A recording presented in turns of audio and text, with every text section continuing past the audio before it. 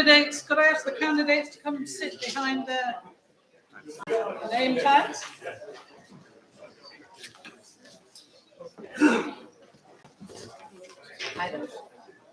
There's your mic, honey.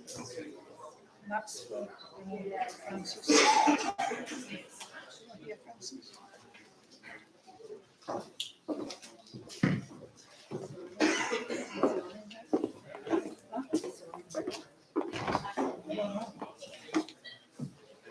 Is Suleiman here?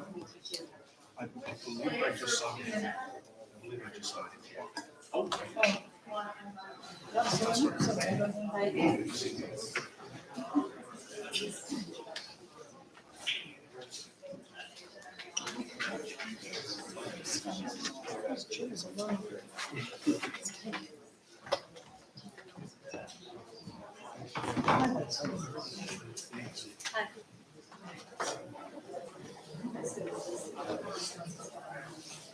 So you're trustees.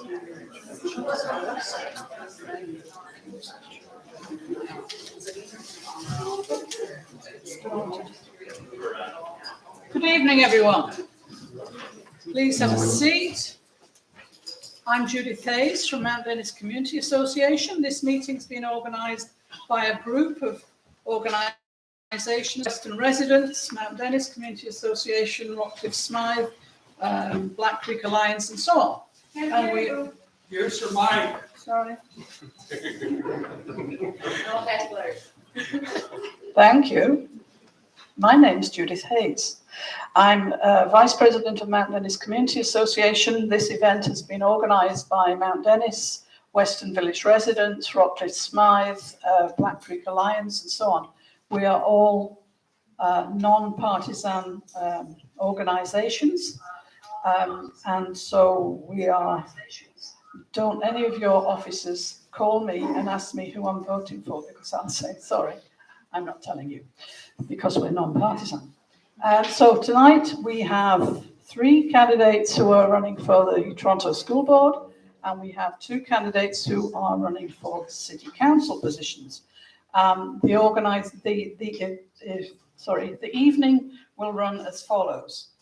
First of all, we'll have introductory presentations for 3 minutes each from each of the trustee candidates, then from the 2 council candidates, and then after that we'll have questions. If you wanted questions answered, you should have written them down and handed them to the table there.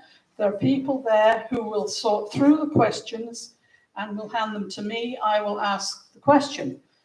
That's so that we don't have 10 questions on the same topic. And so we make every attempt to cover as many questions as possible. At the end, we'll have a final few minutes for each of the candidates again to sum up and to give a summary at the end of the evening.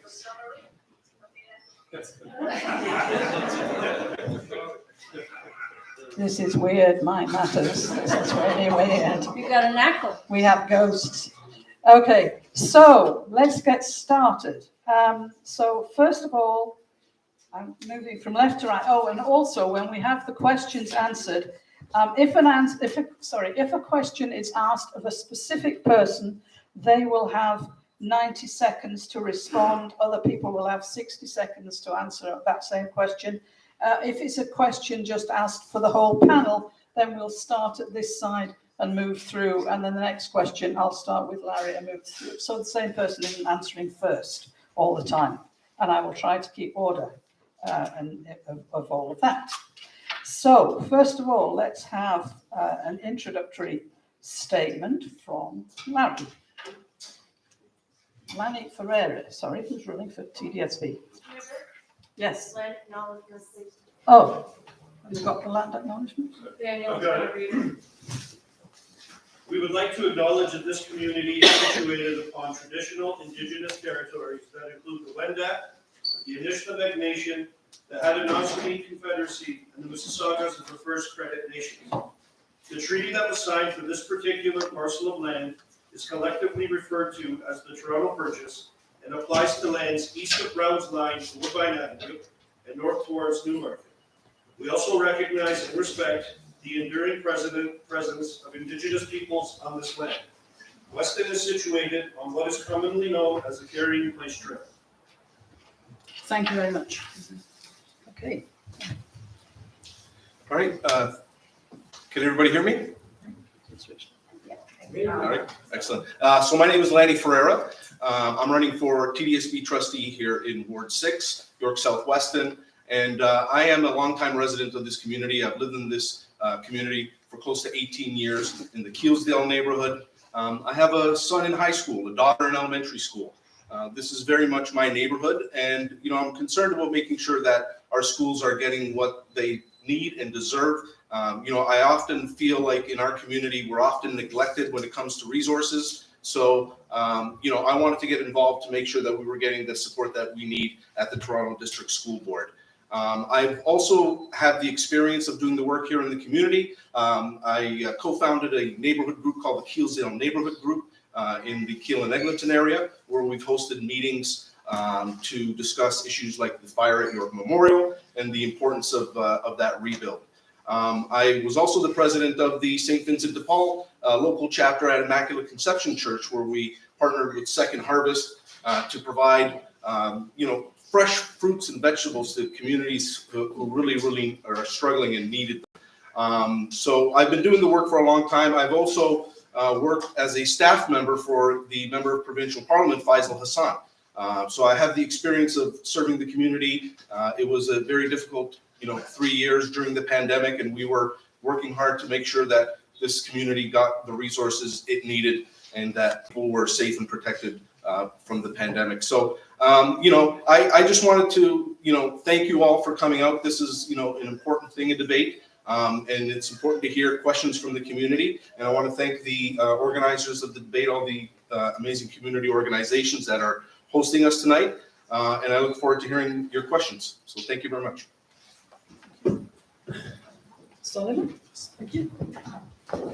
Hello, thank you everyone for showing up today. I'm very excited to meet each and every one of you.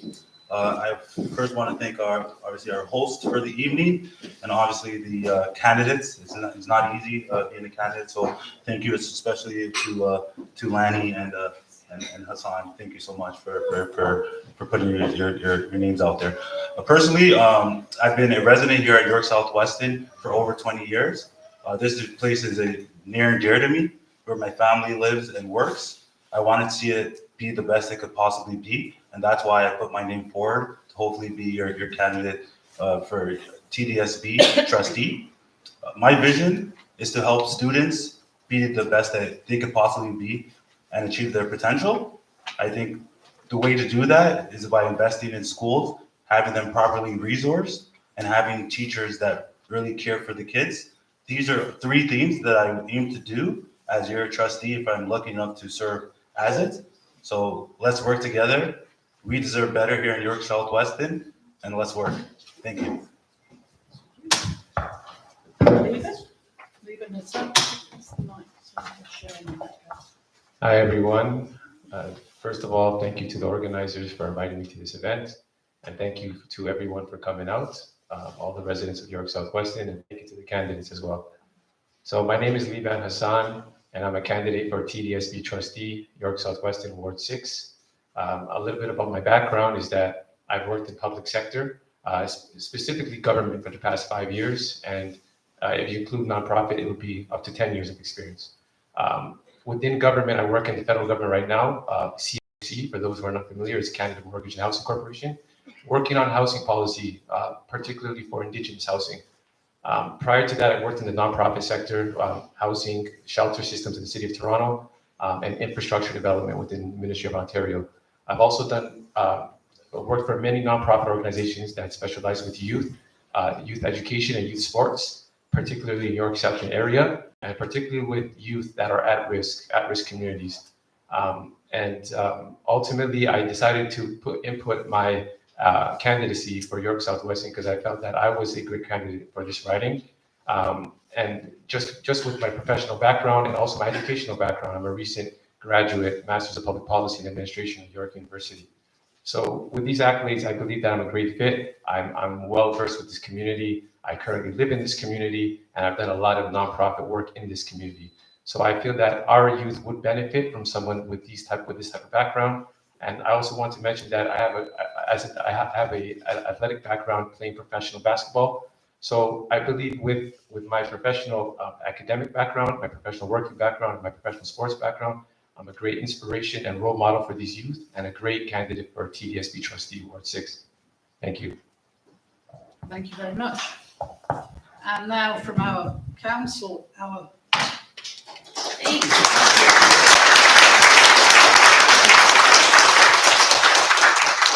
now for candidates running for council. First of all, we have Francis Nunziata. Thank you. And I want to thank everyone for being here this evening. I would like to commend the organizers of tonight's debate, Daniel Torti from the Weston Village Residents Association and Mount Dennis Resident Community Association and the Rockcliffe Smythe Residents Association. And thank you to the Weston Baptist Church for hosting tonight's debate. I am delighted to be here tonight. It has been an honor and a privilege to serve York South-Weston for so many years as your city councillor. Over the past years, I put my heart and soul to serve you well and get more things done. I love what I do. I dedicate every day of my life to this community. I work 7 days a week, year-round. Getting things done for my ward is my blood. It has been my passion and will always be.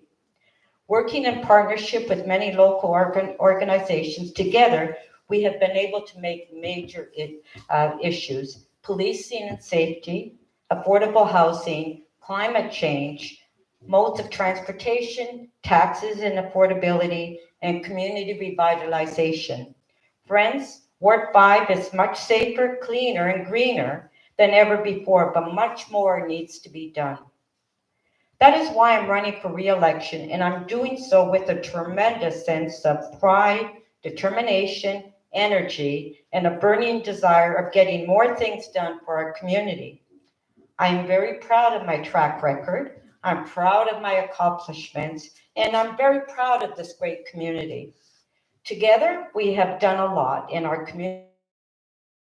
It will always be my top priority. There has been an increase in crime and shootings throughout the city, and York South-Weston is not an exemption. Policing and community safety is about funding the TPS, giving them the financial tools so we can have more police officers on the front line to protect and serve our communities. As your city councillor, I have played a key role in supporting affordable housing in Toronto. City planning, city council approved proposals for new housing development that includes inclusionary zoning. Inclusionary zoning, affordable housing. As a member of the TCHC board, have gone beyond to ensure TCHC buildings are safe and well maintained. I am the only councillor to support internet access rights and support, including the service in all TCHC buildings. Tenants deserve to live in a well-maintained unit and live with dignity. Assisted hundreds of tenants with landlord and tenant issues, got hundreds of housing units inspected by MOS, where hundreds of notices of violation and orders of compliance were served. Okay, I've run out of time. There's so much I've done. I need an hour. So thank you.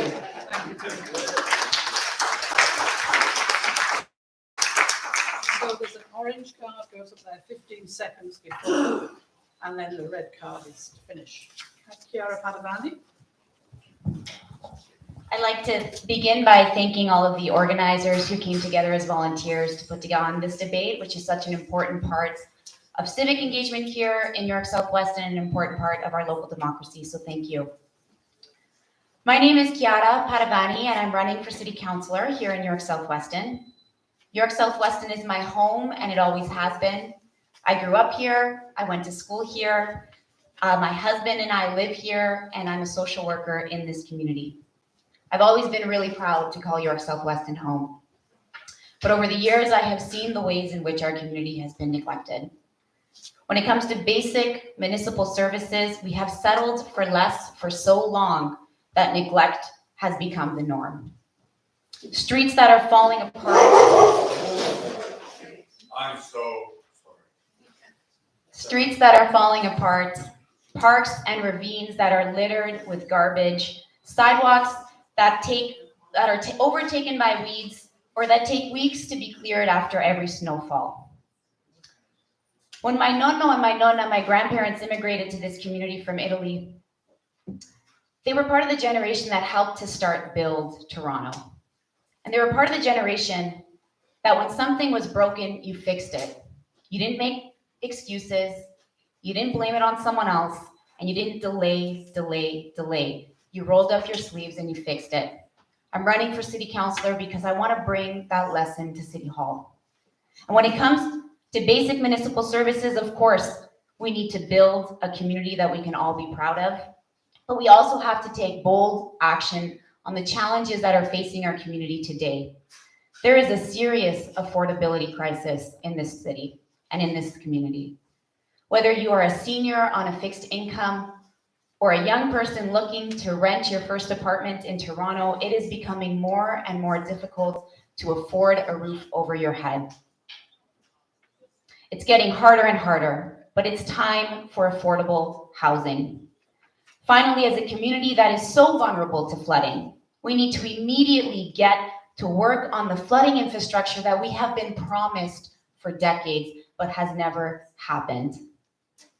And we need to immediately take bold action to build a sustainable city, including improving our public transit system outside of the downtown core. It's time for flooding and climate action.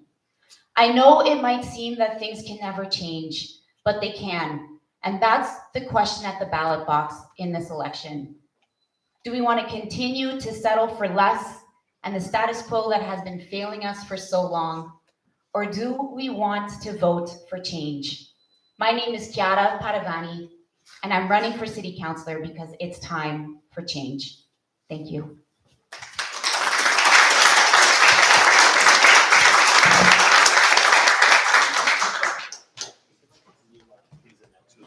Especially when they're from associations and not have back-to-back association questions.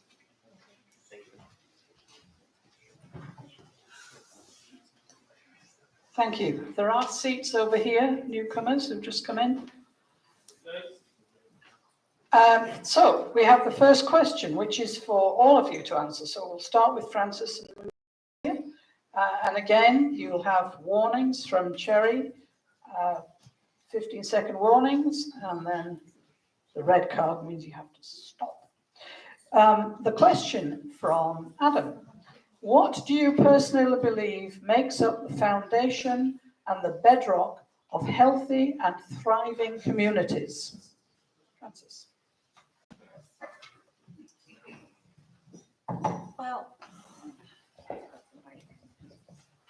thriving communities is when we can work as a community and we engage with our communities, consulting with the communities, looking to revitalization in certain communities in the Mount Dennis and Weston area, to bring in new infrastructure, to bring in services, and also to provide the services that we do need, not only for seniors, but for youth as well.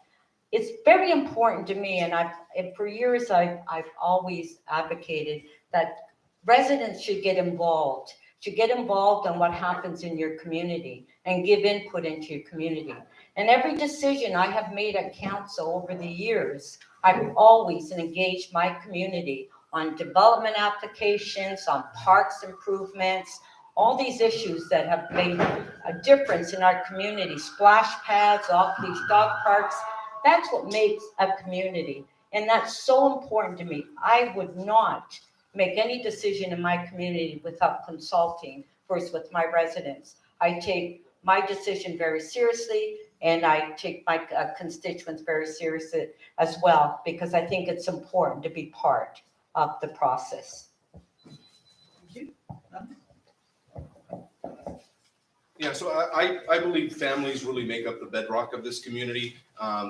You know, I moved my family to this community 18 years ago because it was affordable. It was, you know, comforting to know that there was, you know, a large Portuguese community as a Portuguese person myself. But I, you know, fell in love with the diversity of our neighborhoods. And, family is really at the core of what's happening, across this community, but also in schools. So it's really important that, we're setting the stage for our children and ensuring that we're setting up the best opportunities for them in the future. It doesn't matter where we come from, what your background is, if you're a newcomer or if you're, somebody who's been in this community for a long, long time. We all want the same thing. We want our children to thrive, to have opportunities, and to feel safe and secure within our schools. I really think, if we're doing well by families here in York South-Weston, I think we're doing well, in terms of serving the community and making sure that, the culture that we're setting in schools is one that is beneficial for the future of our children and for our communities as well. Thank you. Slim? What makes a healthy society and healthy communities is the people. That's why I think we need to invest in people and people development, such as having healthy schools, healthy hospitals are key to having a healthy society. Personally, with schools, that's why I'm running for TDSB trustee, because I want it to be the best it can be. And it begins with our youth, that is going to be the future bearers. That's why I want to have schools that believe in the students and their full achievement, because what they believe is what they will achieve. So having a belief in the kids and having role models in the communities is key to having a healthy community.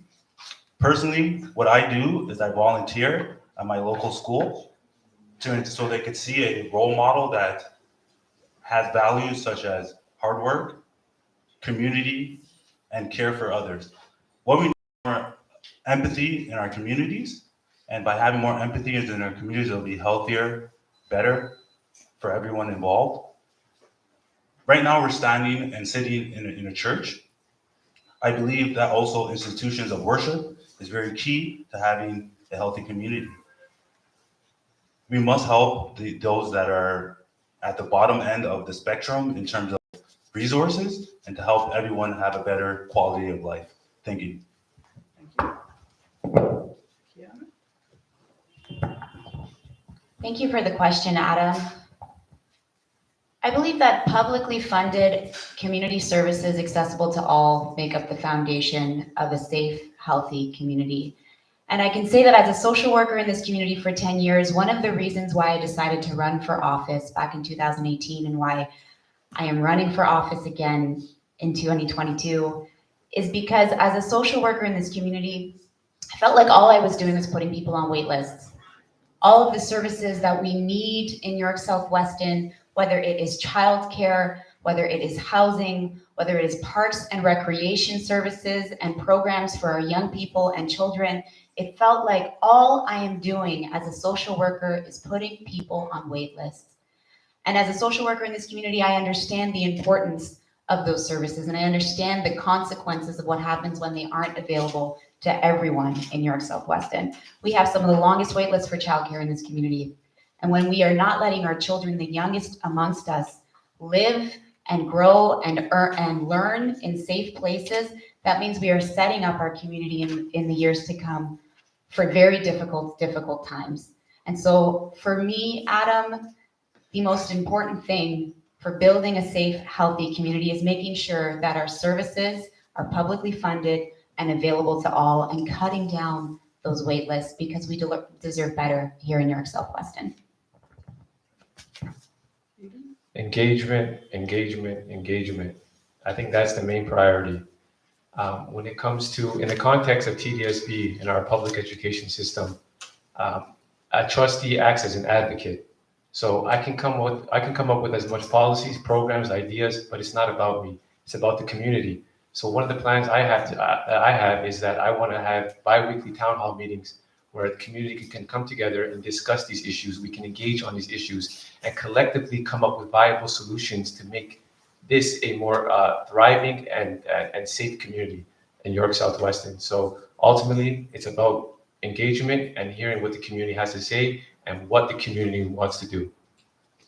Thank you very much.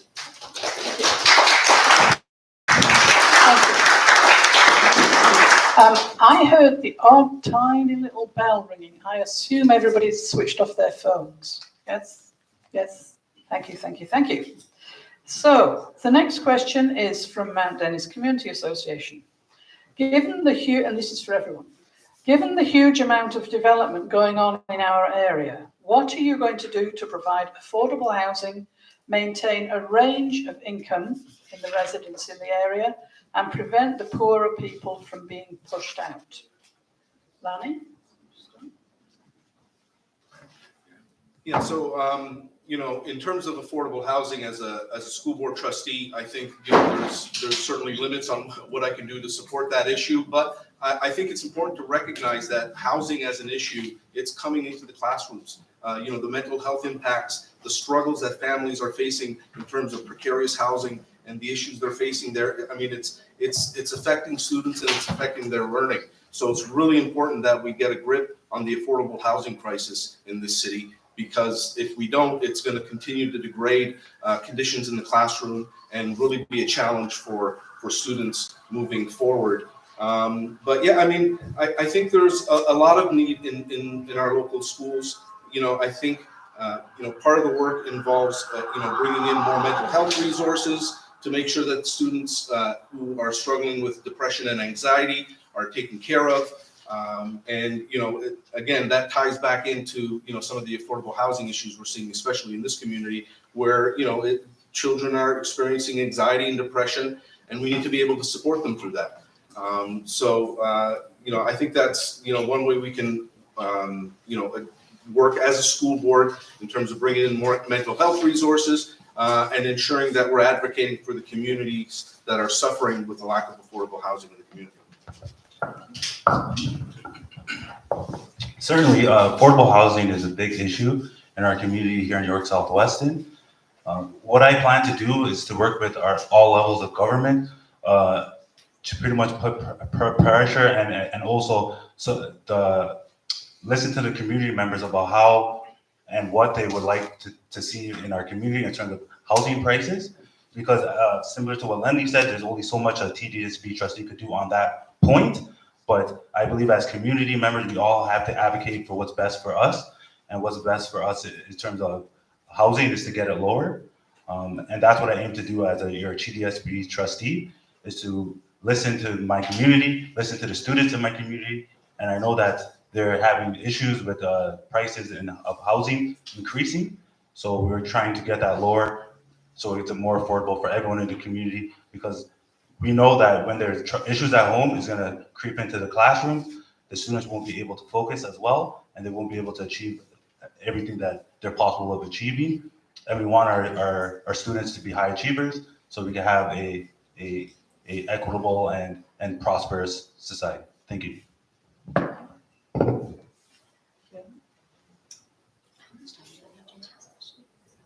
90 seconds.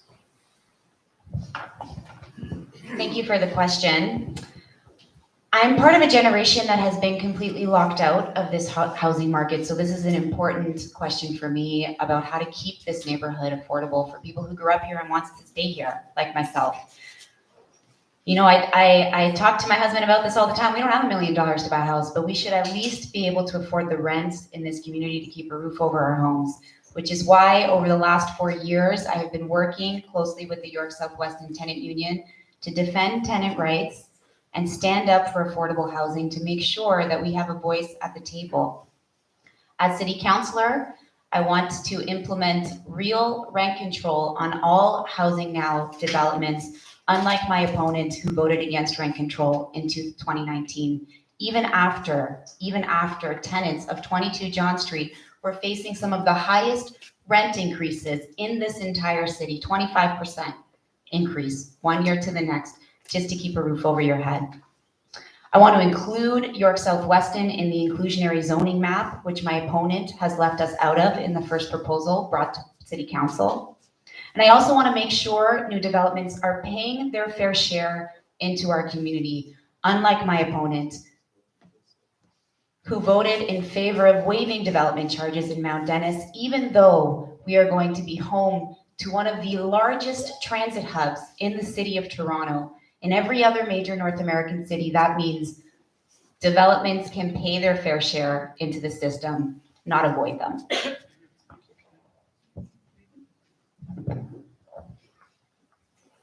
As someone who has worked in housing for over 6 years, from the shelter system now at the federal government level with CMHC, working on Indigenous and housing policy, I can say our housing crisis in Canada is a complete mess. But I do believe most of the issues do stem at the federal level. But that's a long conversation for another time. So at the municipal level, in the context of a TDSB trustee, to be very honest, I'm not sure what I can actually do. But what I can do in that position is be a voice and be an advocate and work with the incumbent councillor or whoever the councillor would be at that time, and just try to address these issues and bring it forward and just try to come up with solutions, engage with the community and see what can be done. And yeah, that's my stand on it.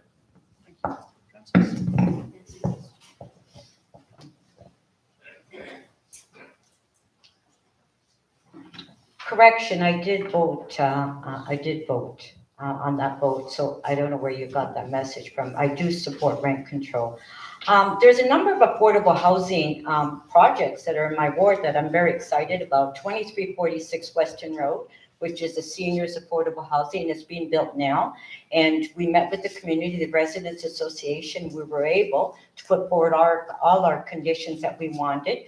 2700 Eglinton is housing now, and that will be affordable. And I'm very pleased with that project. And also, a Learning Enrichment Foundation is building affordable housing at Eglinton and Western Road with a number of agencies, nonprofit agencies, and that will be 100% affordable housing. I have a lot of affordable housing applications that I've approved. Inclusionary zoning, it was me that put the motion through council to include Mount Dennis and Weston. That was not part of the consultant's report. And I fought and I moved that motion. I'm the one that moved that motion. And I do support rent control. Correction, and every development that has come forward in Mount Dennis or Weston, we have asked for affordable housing. And some of the community benefits that we get in Section 37 is part of providing affordable housing. As far as development charges, well, we were able to get Artscape here at 22 John Street and all that community space through development charges. And that's how we were able to get it. So sometimes you have to work to get what you want as far as community benefits in this community.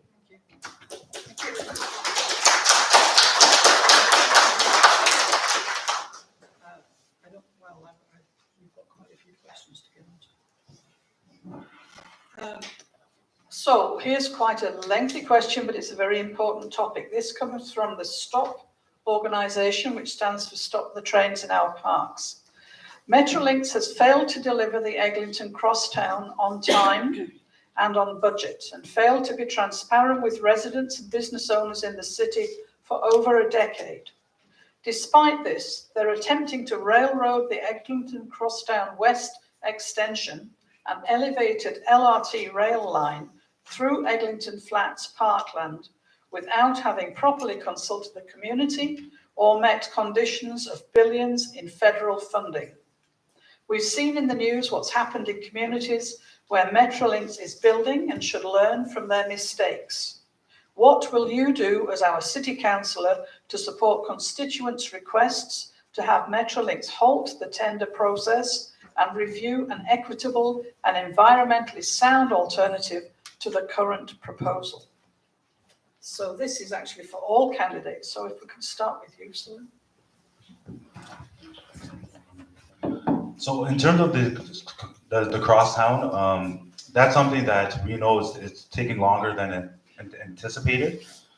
As community members and as your school board trustee hopeful, what I would do is advocate on your behalf to the builders to move it along and make it more efficient, as we do know that the longer the process of construction goes, the more trouble that it brings to communities such as businesses that it's running through. So I would be an advocate to try to make it a quicker process and make it more efficient in the building. We know that there's students that have to cross it every day that is making their time and commute to school a lot longer, and it's taken away from their time in class. And we know that time on tax is very important to student achievement. So I'm going to be their advocate to ensure that they have as much time in school, so they're learning the most, and they're going to give the most to our society when they achieve everything that they can achieve. Thank you.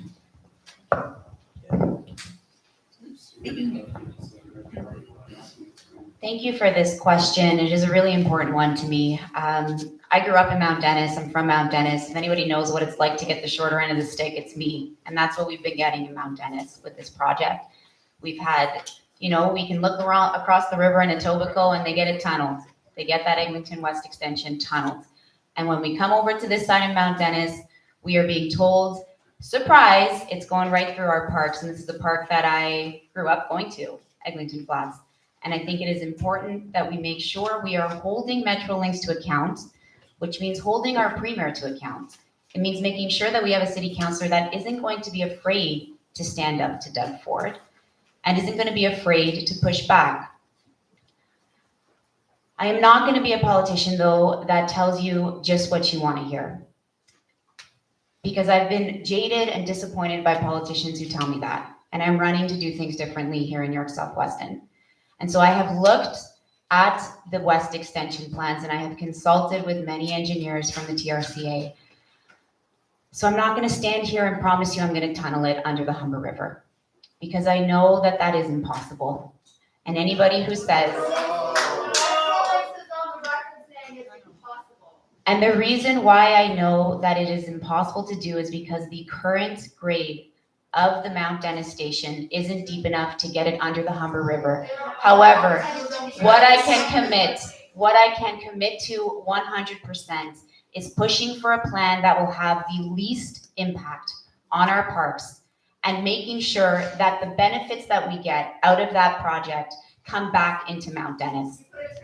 Excuse me, can we let this candidate speak and not shout out? Thank you. Sorry. Stephen?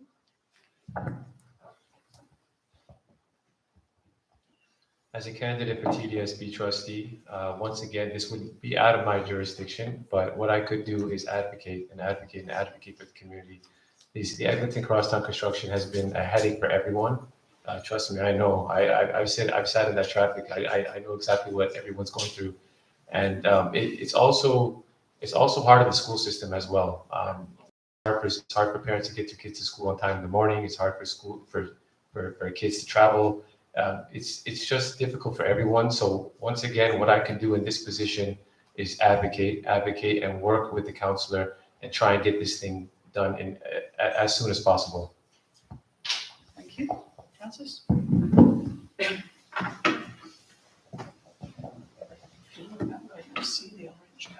Okay, thank you, Judith. So first of all, I do support it going underground. I did move a motion at council, and as well the mayor seconded my motion, is to ask the executive director to work with Metrolinx and to look at other solutions other than what's being proposed. And what happened is that we did have a meeting, Metrolinx did have a meeting through that motion that we passed, and it was held at LEF, and my opponent was not there, by the way. I've always supported going underground. I'm going back, I mean, this issue with underground has been, it's been going on for years. First of all, when David Miller was mayor, Transit City, and that was above ground. And at that time, David Miller wanted to expropriate all the homes at Eglinton and Weston Road, 35 homes. And I fought for it to go underground. Then when we did the Blue 22, we fought with the former MPP that was in government that I worked with, and we were able to get the train underground where St. John's is, and so we were able to build a new school at St. John's. If it wasn't for that, we would not be able to build a new school. So I have always been on the same page, and I think that we need to work with the provincial government. And I'm the only one that I think the province will listen to, because I have that relationship with all two levels of government.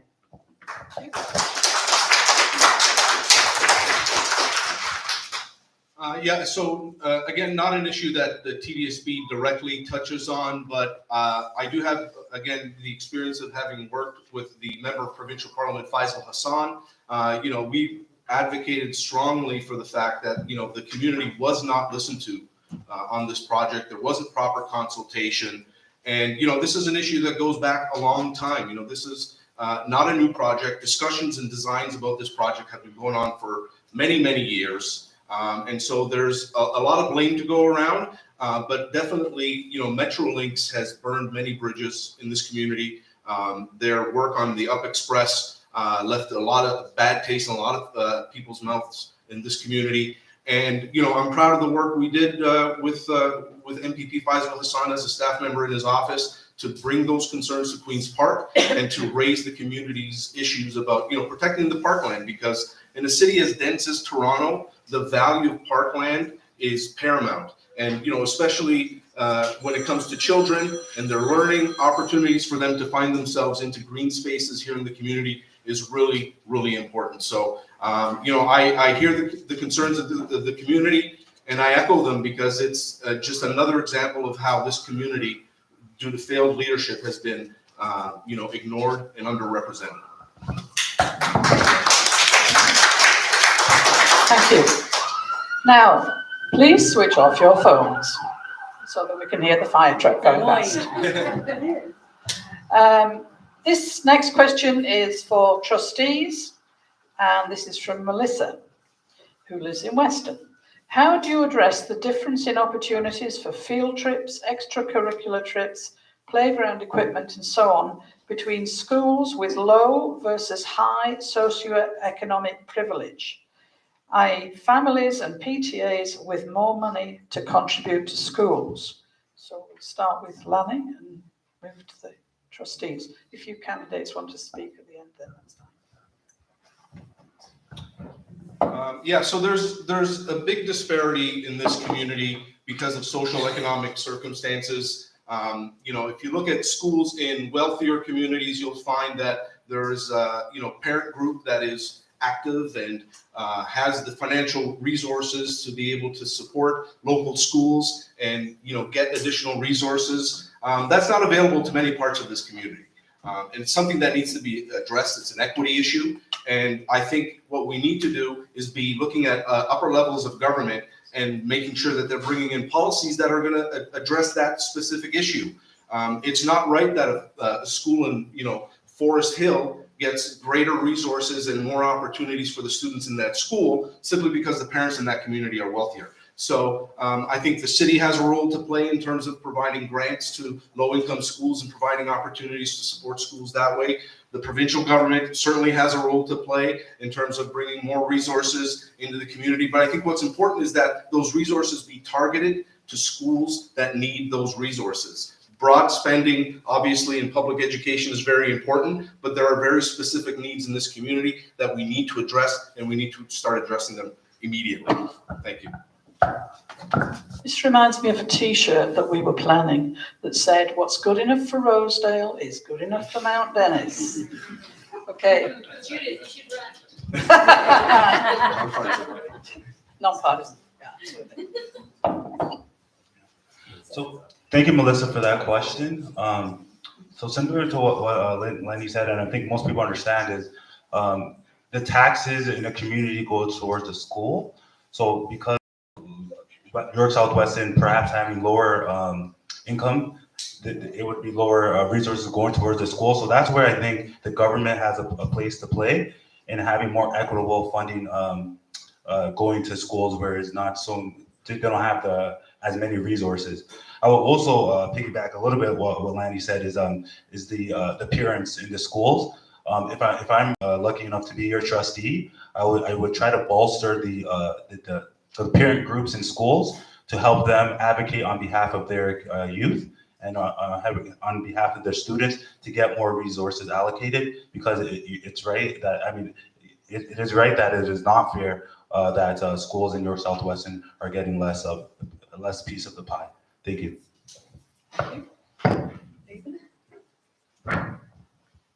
So my answer to that question would be equity-based funding. as my counterparts mentioned, there are clear disparities and discrepancies amongst different neighborhoods within the ward and also amongst this ward compared to other wards. And we can see that throughout the city. So equity-based funding would mean that that the city and the Ontario government, Ministry of Education, would provide more funding to these wards, the wards that are in more need.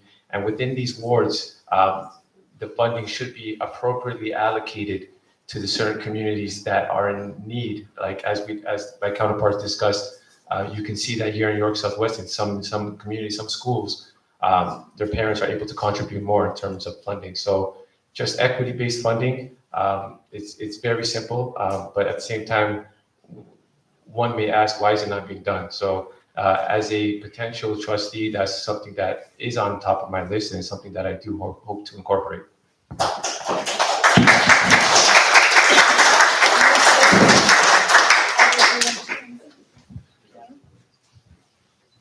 Though the question is targeted specifically at schools, I do think it underlines the problems of equity that we have in the city and the inequality that has grown over the years. And so whether it's school funding or any public service, when we start to raise the fees for using these public services, we are hitting York Southwestern the hardest, because we are a community that is already struggling to get by, already struggling to pay the bills. So when everything becomes fare-based or user fee-based, instead of universally accessible to all children, to all young people, to all residents of a community, we start to see those discrepancies grow. And so it would be important to me, whether we're talking about the school board or childcare or any public service, that we keep that publicly funded and universally accessible to all. Unlike my opponent, who voted to increase user fees for recreation programs, which makes it harder for kids to get access to in our community.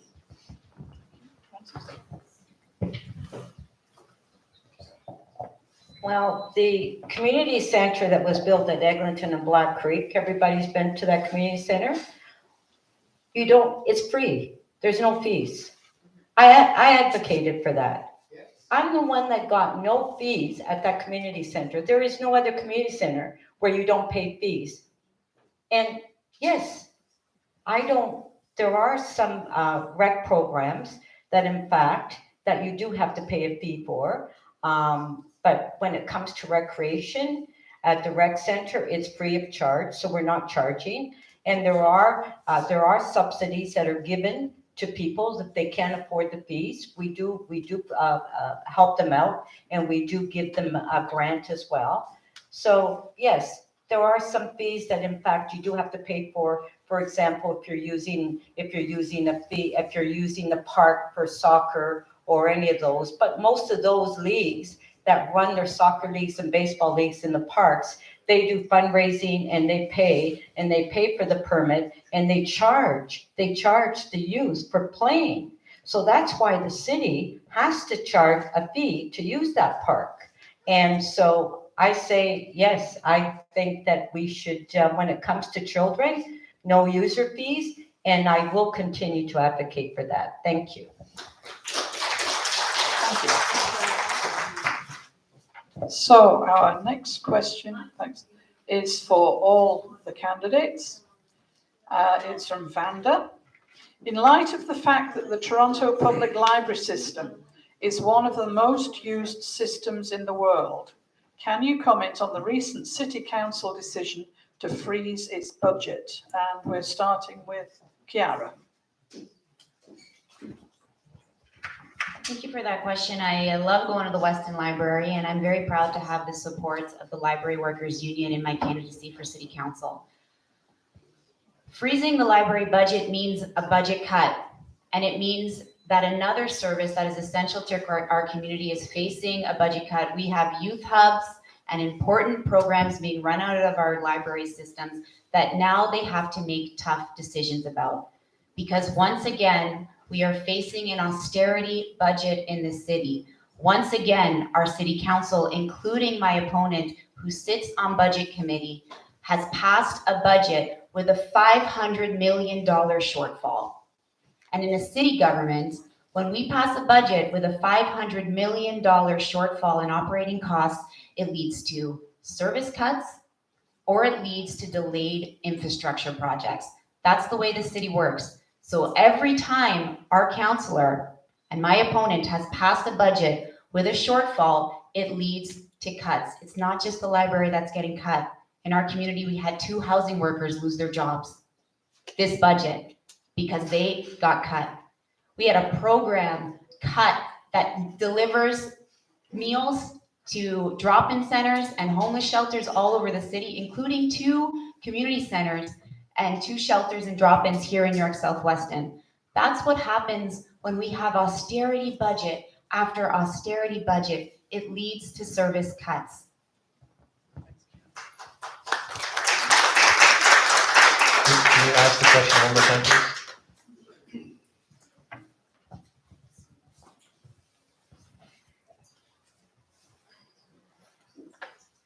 Sorry.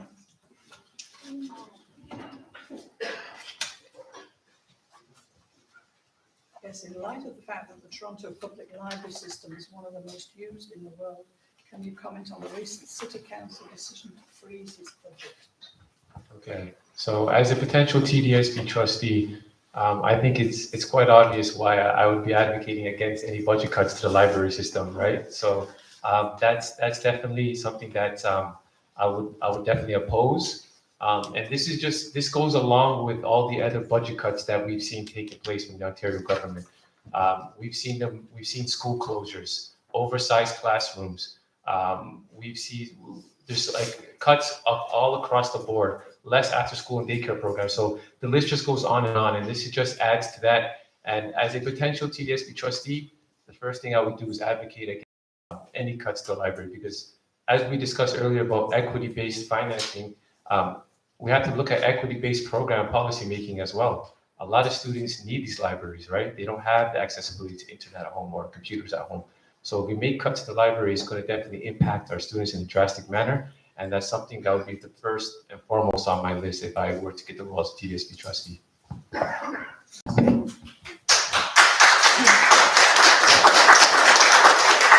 Well, I don't support cuts to the library as far as programming. I want to say I'm very proud, actually. We put in millions of dollars into the Mount Dennis Library and the Western Library for a youth program, and also at Falstaff. So we've invested in the libraries for the youth hubs that we do have. And it just started up, and the one at Falstaff as well just started up as well. So I'm pleased on that. I believe as far as budget, I think we need to find efficiencies. I think we need to find where we have duplication and what our spending is. And there's a lot of duplication at the city that we've been trying to address with various departments as a budget committee. And that's where I think that we can find savings and not cut any programs. And I can see a lot of it going on, and we have been debating that for the longest time at council. But at the same time, we need to balance the budget. But I do not support cutting any programs at the library or cutting any programs. I think that we can find the funds that we need to continue those programs. But as well, we have to look to see if there's any duplication as well. If there is, then we need to reallocate those funds to the programming that's needed for the youth and the various libraries.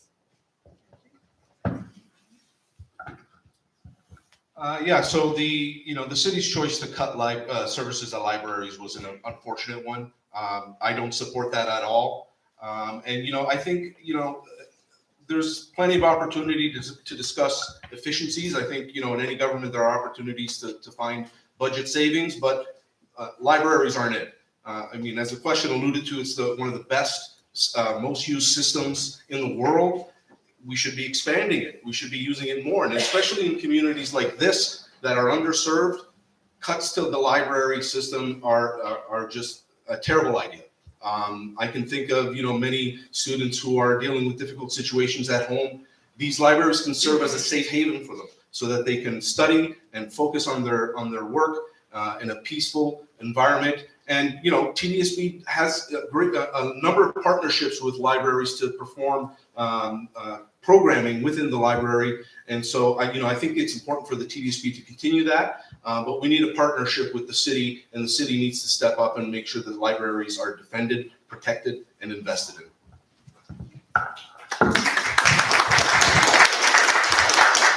Yep, so libraries are for learning, so as your school board trustee, that's something that I will definitely try be an advocate for and protect against. This question is very near and dear to me because growing up, my local library was Mount Dennis Library. So I remember in the summers going there as a kid with my 6 brothers and 2 sisters. So we have a big family. So the Mount Dennis Library, I remember being a part of the reading club, which it really birthed my love for reading and knowledge. So that's something that if I'm your trustee, I'm gonna work with the counselors to ensure that they get reinforced, because that's a place that needs to be there in the community. That's a place where people go to receive social services. So that is a place that I'm going to defend. That place is not going to go anywhere. If anything, I would try to work so we get more in the community here. Liney brought up a beautiful point about how it's a place where people could go to that if they're having struggles at home, they're able to have a peace and quiet place to learn. Again, I said I have a big family. It was could be loud at home, so I would go to the libraries to have a place where it could be a little bit quiet so I can learn. There's a place that I still go even now that I'm not with my brothers and big family. It's a place that I love going just to connect with community. Again, my opponent, Liban said it as well. Like, we need libraries in communities. Anyone who says that is someone that I support.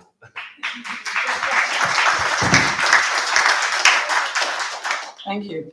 As a former English teacher, I applaud all of that. We need libraries, and we've only got one bookshop, as far as I know, in the neighbourhood, haven't we? Sorry. So, one very good one, yes. But sorry, she didn't pay me to say that. Right, next question is for everyone. York South Western has had its share of challenges with crime. If elected, what would you do to ensure the riding is a safer place in 4 years' time than it is today? And that's to start. That's a great question. I'm happy you asked that. So, community safety and inclusivity is one of the key priorities on my list. So, in order to curb violence, anything to do with gangs, violence, or any type of issue related to that matter, what I would do is, and what I would recommend first and foremost, is more programs, more extracurriculars, more after-school tutoring programs. These schools, public schools, close around 2 or 3 p.m. From 3 to 9 p.m., what's going on in there? We need to keep these kids off the streets. We need to give them more opportunities, more extracurriculars. A lot of them don't have to do. A lot of them come from low-income families in this area, and they don't have. The parents are not able to afford these extracurricular programs. So it's up to the school system to provide that for them. That's the responsibility and accountability that should be held to TDSB, because a lot of these parents are not able to do it for them, right? Some of them come from single mother households, and the mothers are working in a part of a working class community, so they're not able to be there for their kids. So these kids are out in the streets, and they get caught up into different activities. Because I've seen this firsthand, I've lived this firsthand. So as someone who's an advocate for after-school programs, I believe that this can bring systemic change, and I can guarantee if I'm given this position, I know the right programs and policies to be put in place to make York Southwestern a more safe and inclusive community, and give more opportunities to the youth in this community.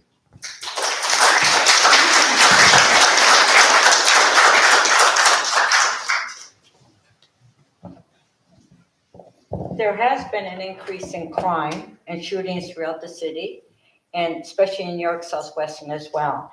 So policing and community safety is very important to me, and that's why I support funding the Toronto Police Services. What I'm hearing at the doors is that there's break-and enters, car thefts. They don't feel safe on the streets. I've had meetings with BIAs, with residents association, where they want to see more police officers on the street. especially into the residential area and as well as the main streets. So that's why I'm a firm supporter of police accountability and when necessary, discipline to weed out bad conduct from the police chief down to the front line. We need to have more police officers on the street. I think the school, the education system as well, needs to be part of it as well.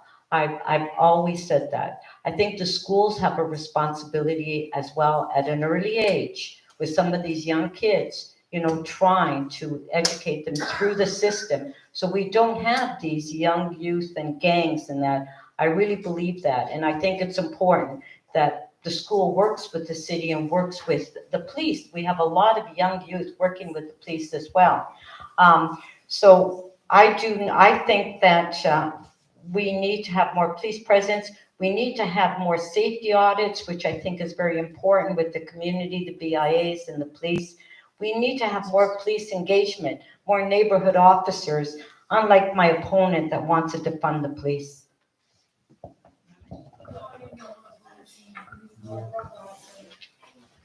Thank you for that question. Obviously, community safety is very near and dear to my heart. I have a 16-year-old and an 11-year-old that live and play in this community. And we need to have, the TDSB and the Toronto Police need to have a positive working relationship because, we need to ensure that the community is safe for our children. I've been knocking on doors since June. I've been speaking to a lot of parents and they've been telling me about, concerns with car traffic running through neighborhood streets as they try to avoid traffic on Eglinton. It's right across the community, no matter where you look, there are concerns with safety surrounding the school. And I think the TDSB has to take a greater role in partnership with the Toronto Police to make sure that we're enforcing traffic laws, making sure there isn't speeding happening, and that the streets are safe for pedestrians, generally speaking, but definitely around schools. We send a lot of our children off to school on their own if they're old enough, and we expect that they should, reach school safely. And right now, that's a concern for a lot of parents. So, community safety is absolutely paramount, and we need to make sure that the TDSB is working with every agency to ensure that our schools and the neighborhoods around those schools are safe. Thank you. Safety and security is paramount. When we talk about safety and security when it results to schools, I believe what key thing we need to do is after-school programs for the kids. If you don't have the time, you're not going to commit the crime, right? So if you take their time and put it into such things such as sports, me personally, it was track and field my parents put me into. Instead of me running around the streets doing God knows what, I was running around the track. It was a kid me kind of fit, right? Which we know is the problem with kids these days, is that they're not as fit as probably we would like them to be. So we would like them to have more activities such as sports, such as a debate club, something we're doing here, right? Engage their minds, engage their bodies, and I think the soul will be just fine as well. Thank you.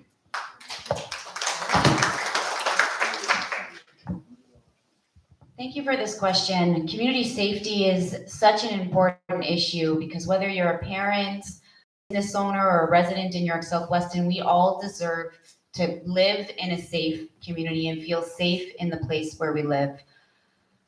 I became a social worker, and it's a close issue, really close to my heart, because I became a social worker after losing a classmate to gun violence when I was going to York Memorial as a high school student. And that's what inspired me to become a social worker in this community. So this is an issue that is very, very close to me. And it is why my platform focuses on addressing the root causes of violence. As a social worker, all I'm doing is putting people on wait lists. In order to build a safe community for all of us, we need to address those root causes. We need to make sure that our young people can see themselves with a bright future in this community and prevent more of our young people falling through the cracks because we have lost too many already. And that is why I'm committed to protecting and funding and fully funding those services, unlike my opponent, who voted in favor of cutting all services by 10%, including the police budget, on September 26th, 2011. You are on the record cutting every service by 10% in 2011. Now, do we need a safe community? Absolutely. Can we be doing more work to make a safe community, absolutely. It starts with funding the services we deserve in this community. Thank you. I want to add one more point, 20 seconds. There's a very important point that I forgot I missed here. This is a very, very important topic, and everyone gave great points here. But when it comes to community safety and any type of violence in this community, nobody here on this table cares for as much as me, because my community, the Somali community, has experienced this more than anybody else. We've been victims of gun crime. We've been victims from the police. We've been victims of anything you can name with violence, drugs, addiction, anything you can name here. So what I'm saying here is there's no candidate at this table who's going to care as much about this topic as I will, because I've lost family. I can count on my own hand, immediate family who have lost to gun crime in this city.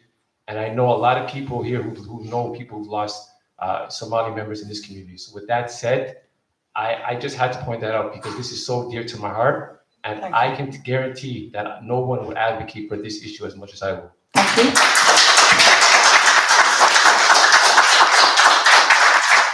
Thank you. Now, this next question is going to be real quick. The question for the councillors is, do you currently live in the York Southwestern boundaries, and why is this important? And for the trustee candidates, did you or do your children attend the school board you are running in? Francis. Yes, I live in York Southwestern. I have for 63 years. I've always lived in York Southwestern. I haven't lived anywhere else but York Southwestern. And what was the rest of the question? Well, it's very important, of course. It's very important. And I'm probably one of the very few councillors that actually live in their ward. So I'm very proud of that. So my children do go to TDSB schools. So I went to school in this community as well. At the time, it was Archbishop Romero. It's now St. Oscar Romero. So I was a Catholic school student in the past. And my children, I chose to register in public school because I wanted them to be exposed to other communities, other cultures, other people from different parts of the world. And I found that there was more of an opportunity to do that within the public school system.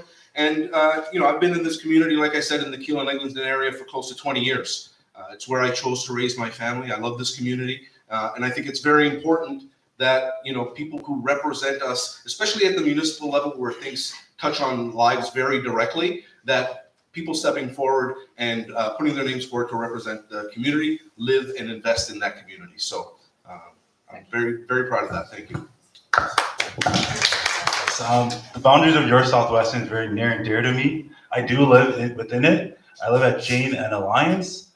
That's why whenever I've campaigned, door knocking in the past couple of days, and I'll continue to do tomorrow, I don't need to take a bus. I don't need to take a car. I just walk out and I meet my community members.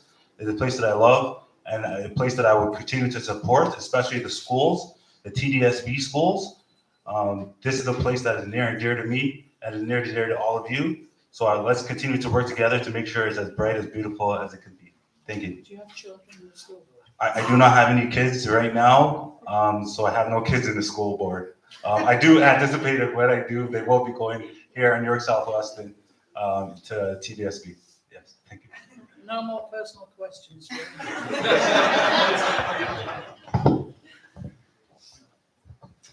Yes, I do live in York Southwestern. Like I said, I grew up here. I went to school here.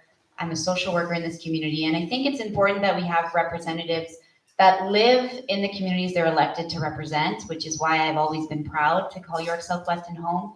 But I also think it's important we have representatives that really understand what it's like on the ground here in York Southwestern. If we have a transit system that is crumbling, elect someone who rides the bus, the same bus that you do. And as someone who doesn't have a car, I'm taking that bus every day. I feel the wait times, I feel the overcrowded buses.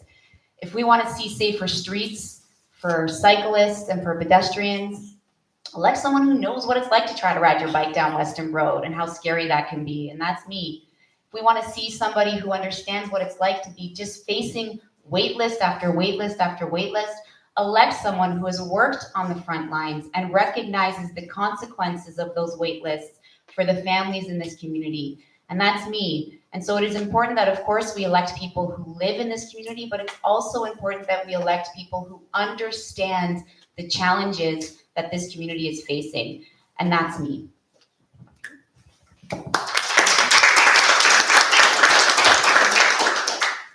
Yes, I do live in York Southwestern, and I've been attending TDSB my entire life, from kindergarten to grade 12. And I don't have any kids, but if I did have kids, they would go to TDSB, and they wouldn't go, if I had kids that attended Catholic school, or if I attended Catholic school, I'd be running for trustee for the Catholic school board. So I'm not quite sure why my counterparts are running for TDSB if they don't know the systemic issues that a lot of people that look like me or look like us here who attended TDSB have faced. So yes, I have attended TDSB my entire life, and I'm from York Southwest. Sorry, so just to clarify, I personally went to Catholic school. My children are enrolled in the TDSB. They go to public school. So I have direct experience with the TDSB through my children. And, so I just wanted to clarify that because I think there was some confusion about that. Thank you. Thank you. Okay, this is for the councillors only. This is from Bob Murphy, the chair of ACORN in York Southwestern. When is City Hall going to address the reluctance of many city councillors not initiating the rent safe TO colour-coded signs for our rental buildings? Francis? Oh, sorry, you went first before. Sorry, Chiara. Thank you, Bob, for that question. As a renter myself, I know how important it is that we hold landlords accountable to the standards that they know we need to have in building standards and making sure that even renters have a safe place to call home. So the color-coded signs of Rent Safe are so important to do that, to make sure tenants who are looking to buy or looking to rent in a building know what the landlord's history is, know how many violations they have had, can tell right away. It's very similar to the Dine Safe program, right? So when you go into a restaurant, you can see, has this person passed the public health safety standards of the City of Toronto? Unlike my opponent, I fully approve and support implementing the Rent Safe color-coded signs. It is high time that tenants recognize and have the information available to them about which landlords in this city, there's a lot of them in York Southwestern, are not abiding by the basic standards that they need to in order to have an apartment building. Now, I can't say the same for my opponent, who voted against it just last year. And not only has my opponent voted against that, sometimes I wonder if my opponent knows what she's voting on, because she also voted against rent control in 2019. She also voted to build into law above guideline rent increases on Housing Now developments. Those are the Housing Now developments that are built on public land. She voted in favor of letting landlords raise rents above the guideline. So I wonder if my opponent knows what her voting record actually is.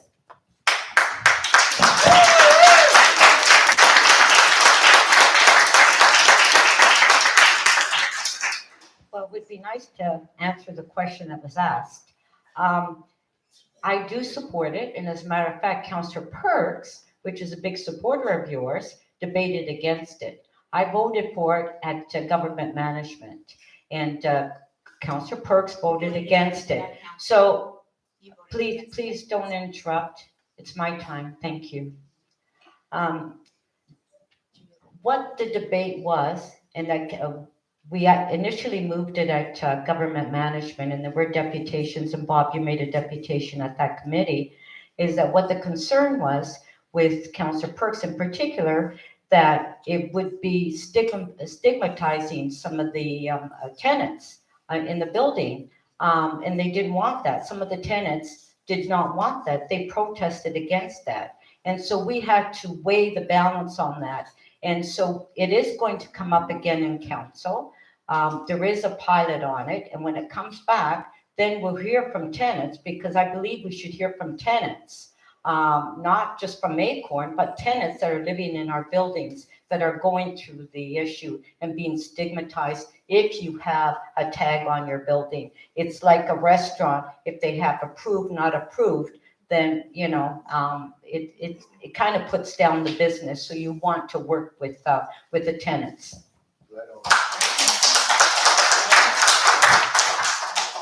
My opponent just said it, it kind of puts down the business. The color-coded signs in Rent Safe Toronto is a way of holding landlords accountable that are not upkeeping their buildings to the very basic standards. And I gotta say, that impacts the tenants in that building, it impacts the entire community. So letting them off the hook, like my opponent has by voting against this, once again, I wonder, does my opponent know what she's voting for at council? Because she voted against this at city council, she voted against rent control, and she voted to legalize above guideline rent increases on publicly funded, on public lands Yes, development. you're repeating a point already. Okay, thank you. Okay, our next question. This is from Ronald. Cities are creatures of the province. What is your plan to get concessions for us from this province and this strong mayor? So it's Lieben's turn to start. Sorry, it's Lanny. Sorry. We're going all five of us. Sorry, Lieben. Cities are creatures of the province. What is your plan to get concessions for us from this province and this strong mayor? Yeah, so especially when it comes to TDSB and education, we do definitely need the support of the provincial government. The vast majority of the funding comes from the provincial government. So we need to be advocating strongly as trustees to make sure that those resources are coming forward. I was happy to work with the MPP Faisal Hassan as a staff member here in this community, and we worked to bring testing resources during the pandemic into this community. That's with a conservative government that wasn't entirely, willing to work with us in many instances. We fought hard and we made sure those resources were brought to this community. So I want to be able to do more of that as a school board trustee. I want to be able to hold any elected official who has the ability to support schools in our community accountable and make sure that we're organizing the community and bringing parents and teachers and students together to put pressure on government officials here locally and across the board to ensure that we're getting the resources our students need. I have the experience of doing that work already as a staffer for the Member of Provincial Parliament, and I look forward to doing that if I have the honor of being elected as TDSB trustee. Thank you. I'm no stranger to Queen's Park. I'm no stranger to City Hall. These are places that I go to often to connect with our elected officials, to put pressure on different stuff, such as the question asked. I believe that we have a duty as citizens to ask for our elected officials exactly what we want. The Minister of Education is there on our behalf. So as citizens, we are supposed to connect with them based on our priorities, and that's what I will continue to do as your school board trustee. I'll listen to my community members, which I've had the pleasure of doing during my campaign. During doing my door knocking, I've been able to connect with different parents, teachers, and students about what their needs and wants are, and I will continue to convey that to our strong mayor and our representatives on the provincial level of government. Thank you.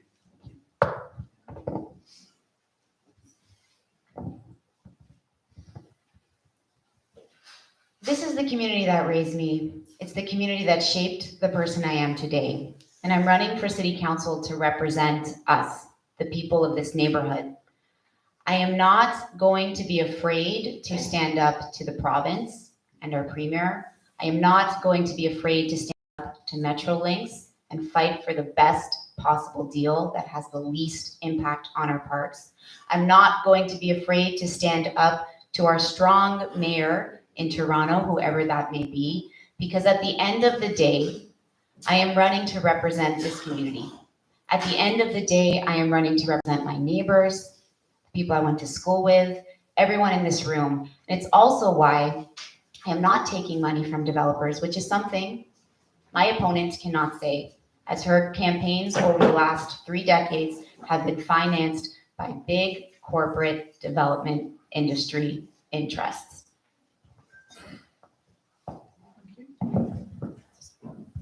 So can you ask the question one more time? Cities are creatures of the province. What is your plan to get concessions from the province and strong there? How do you work with the province? So one thing I've learned as a public policy professional the past 5 years working in government is that municipalities don't have that much power. The Municipality Act itself is created by the Ontario government, right?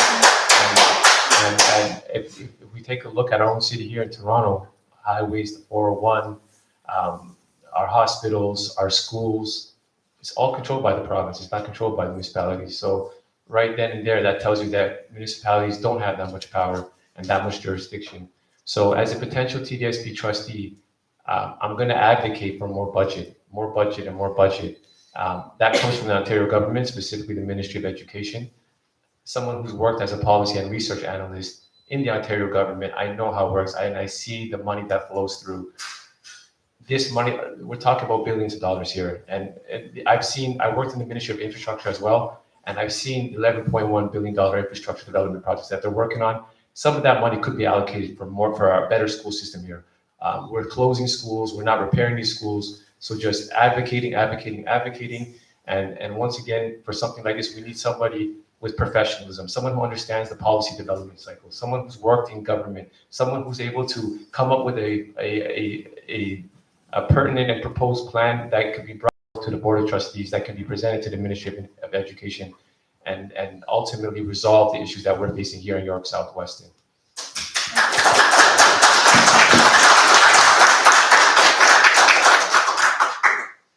Well, I think that if you want to work with the province, you have to stop criticizing the province. And I'm the only one that can work with the province, and I'm able to get things from the province and if you're engaged with the province and you work with them, of course you're going to get infrastructure funding. Of course you're going to get support. But if you keep criticizing the province, you're going to get nothing. And I'm the only one that can do that. And that's why I was able to get a George Brown College campus at Eglinton and Black Creek. I'm working with the province on that one, right? If we don't have the province support, that's not going to happen. So you need to have that relationship. And I have a relationship with City Hall, with the mayor. So if you want anything, you have to have that engagement and relationship. You're not going to do it on your own. And my opponent will never be able to do that because she hates the province and the province hates her. Thank you.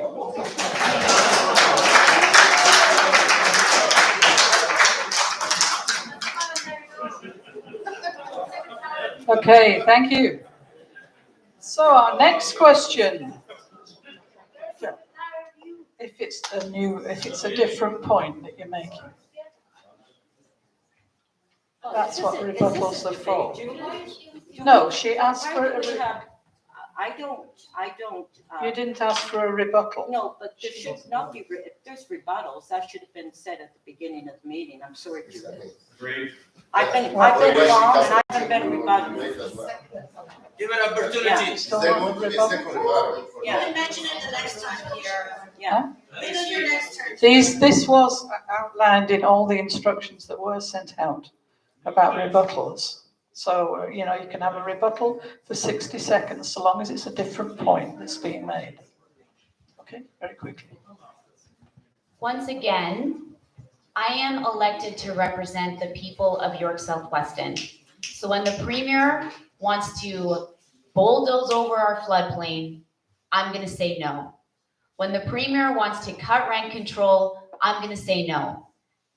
Can we say the same thing for my opponents? Absolutely not.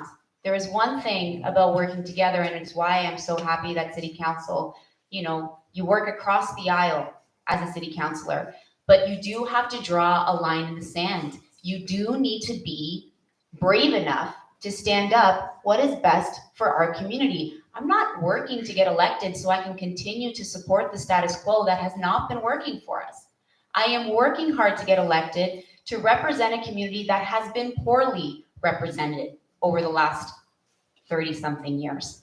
I am running to represent a community that deserves a strong, strong voice at City Council, not someone who's gonna sit as a referee and forget to fight for the services we deserve here. Thank you.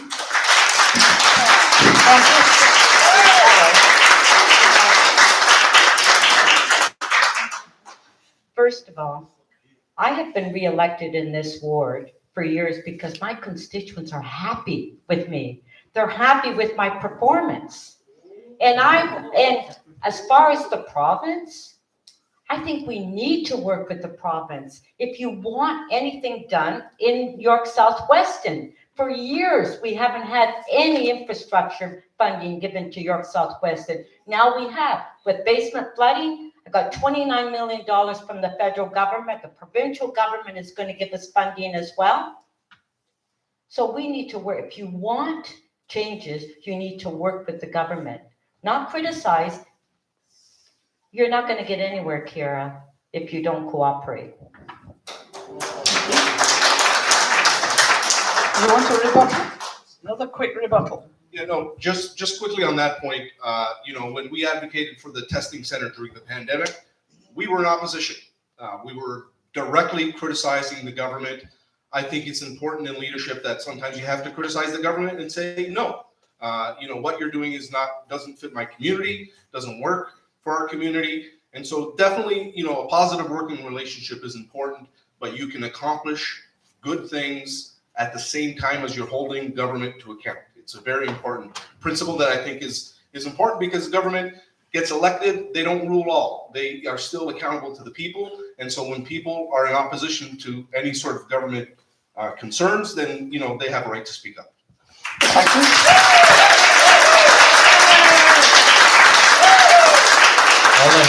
All I hear is people arguing about apples and oranges. Why don't we just talk to the community and see what they want and bring forth their issues to the board instead? So you can all talk to the community on this one. This is from Western Village Residents Association. We have a lot of planned development along Western Road, which will have major impacts on the community: population growth, traffic, infrastructure, and community needs. How will you ensure the community is not negatively impacted by it, but benefits from it? And I think it's your turn to start.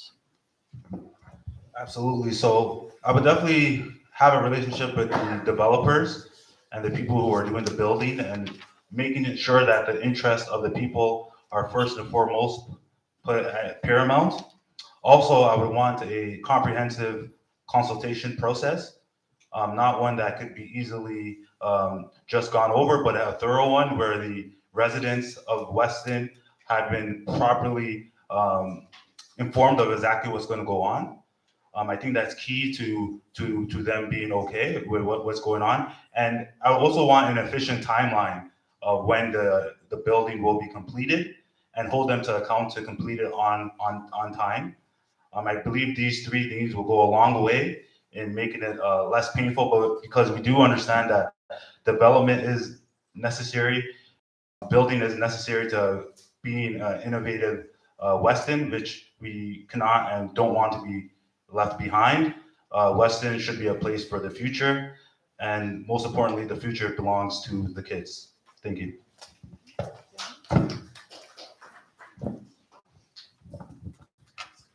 There is indeed a lot of development plans along Weston Road, both in Weston and Mount Dennis.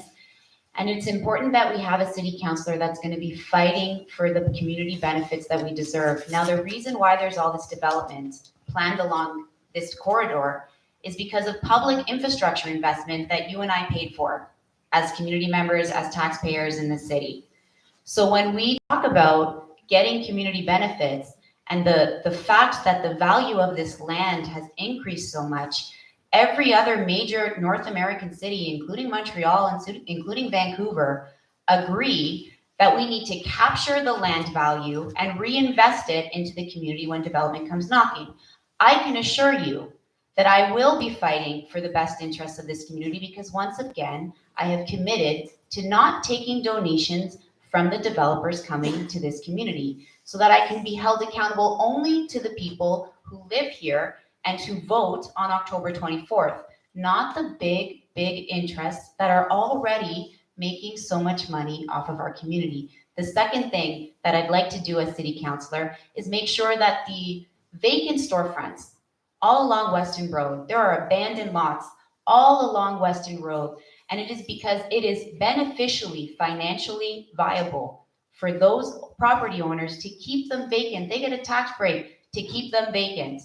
We need a city councillor and city government that is actually going to be making it more difficult for them to keep vacant, which means a commercial and residential vacancy tax to make sure that those places are actually being used for this community.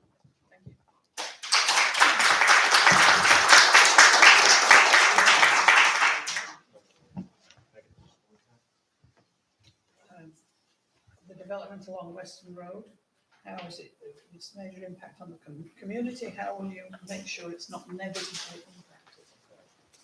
So when it comes to infrastructure development, the first and foremost, you should always start off with community consultation, community engagement. This is something that you have to engage with the community with because the people are the ones that live on the ground and they're going to be experiencing and benefiting or may not be benefiting from the development of this infrastructure. So my take on that is just community engagement, careful consultation directly with the people that it impacts immediately. And without that, there will be negative negative repercussions that may occur because of this infrastructure development. So in a nutshell, it would just be engagement with the community.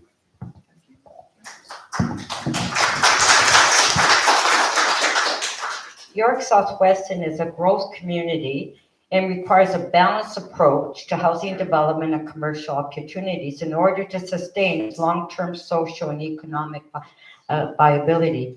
It is important to look at existing metrics on housing and retail when making planning decisions in any of these areas to guarantee a prosperous growth rather than doing more of the same. This will help to transform York Southwestern into the vibrant community it should be. Every development that has come forward in Weston, we have had community benefits.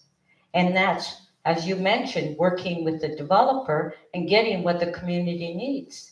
We're getting a museum on Little Avenue. That was a community benefit. A heritage building was donated to the community. Daycare center, we're getting community space.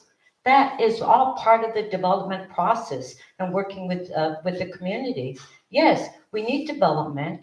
We have transit. And where there's transit, there's going to be intensification. And we need the housing. And that is why we are in transit hubs, that we are intensifying these areas. And as well with Weston, what I've been hearing for years, when are you going to clean up Weston? Look at these businesses that we have. Well, we can clean it up by getting good housing, retail, get people walking, shopping, and living in this community. And we can only do that when we have new development and get the community benefits that we need for this community. Thank you. Yeah, so development obviously is really important, and in my neighborhood, we have the Eglinton LRT that has been a long-running project, often delayed, and it's had a lot of impacts on the community. The small businesses have been suffering in that community as a result of the repeated delays in construction. So I think, development is very important. We need places for people to live. I'm happy to have more neighbors. And I think one of the things we need to put a focus on is making sure that those developments, I think developers can give a little bit more in terms of Section 37 and community benefits. And I think they can do better in terms of making sure that the development matches the character of the neighborhood that they're coming into. And I think it's important that, we are encouraging developers to make sure that there's spaces for families. Many of the new units that are coming on board in the community are, single bachelor or one-bedroom apartments. We need to be ensuring that there's places for families to live in this community as well. And so we need to make sure larger apartment units are brought into the community so that people have an opportunity to thrive, and that we can ensure that, students are coming in and feeding public schools in our neighborhood and ensuring we get the resources we need. Thank you. Can I also, people have commented on community benefits. One of the very helpful community benefits that Toronto Community Benefits Network particularly has brought forward is to give jobs for locals on the development that's happening. When you're putting up with all the mess of the construction, then you should give development to locals, and particularly for those who perhaps have fallen through the cracks, who are less likely to get jobs. So that's another thing that's happening. Okay, questions here for our council candidates only. Property taxes in Toronto are among the lowest in the GTA. What is your opinion on City Council raising taxes to better support city priorities like transit, housing, and social services? And I would add to that, repairing the roads, please. That's my personal thing. So, last time Kiana went first, so it's your Francis. You're first. Well, there are some people that I speak to, constituents that they say they pay too much taxes. It's not the lowest. And, the budget, the operational budget covers day-to-day spending on youth programs such as parks, maintenance, garbage collection, public transit, and Toronto Police Services. We try to keep we don't want to increase the property tax higher than what we need to, because what I see a lot of seniors living in their homes that can't pay their mortgage, that can't pay their property tax, and they're afraid that they're going to lose their homes. And we can't have that. And so we need to balance the budget where, yes, we need to fix the potholes, we need to do the parks, do maintenance in the parks, and we should be able to do that without increasing the property tax to a high rate, which my opponent would love to do, and put money into where seniors, all these programs that we have, that funding is not going to those programs, it's going elsewhere, which I believe that we don't need to fund.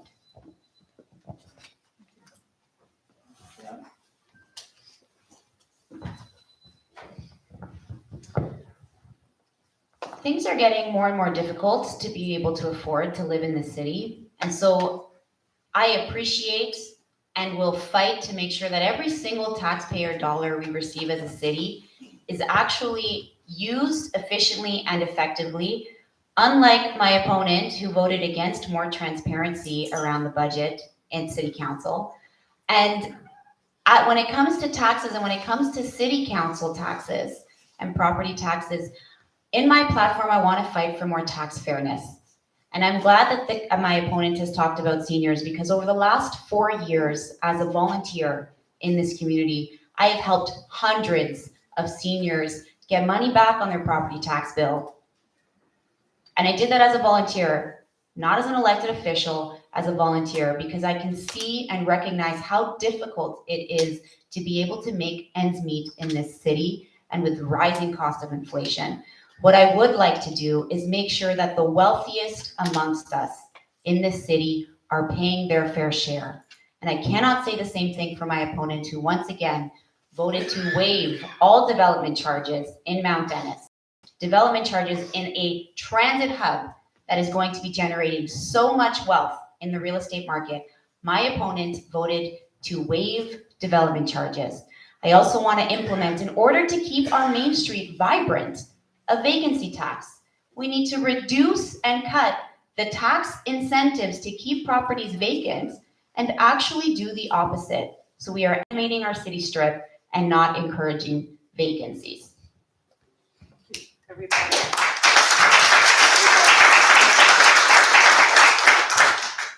When you talk about waiving development charges, we were able to get the Artscape project community space from that. And waiving development charges, we do that so developers would build affordable housing. And that's why we do that on some of the development applications. And I think that's very important because we want more affordable housing, don't we? So we need to help with that. Thank you.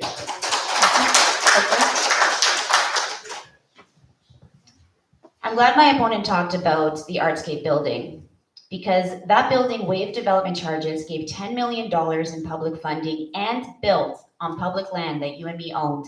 The affordable housing in that unit, in that building, tenants in that building received rent increases of 25%. Imagine getting a property tax increase of 25%.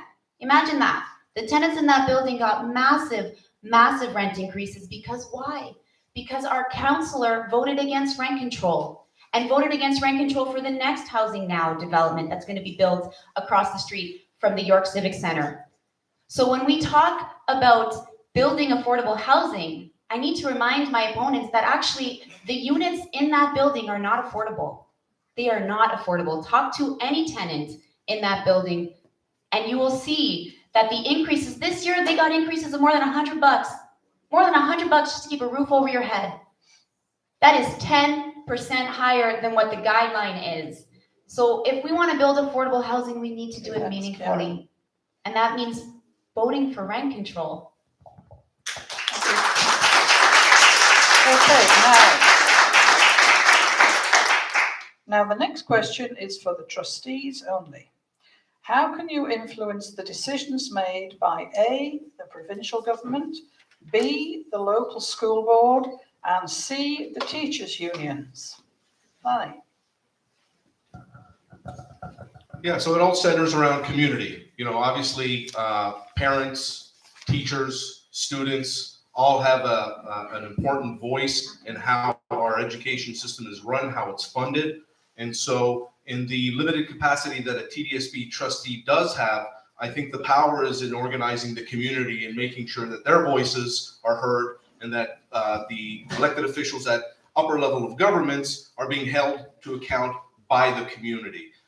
You know, there's going to be many opportunities for me as a TDSB trustee to speak up on behalf of my community and raise concerns. But at the end of the day, if the community isn't behind me and supporting those efforts, it's going to fall on deaf ears. So I think it's important in this role to be able to be from the neighborhood, know your neighbors, gather the community, and bring people together to ensure that our interests at the public school are protected and that, you know, students and teachers and everybody in the school board have the resources they need. Yeah, I would agree to a lot of that.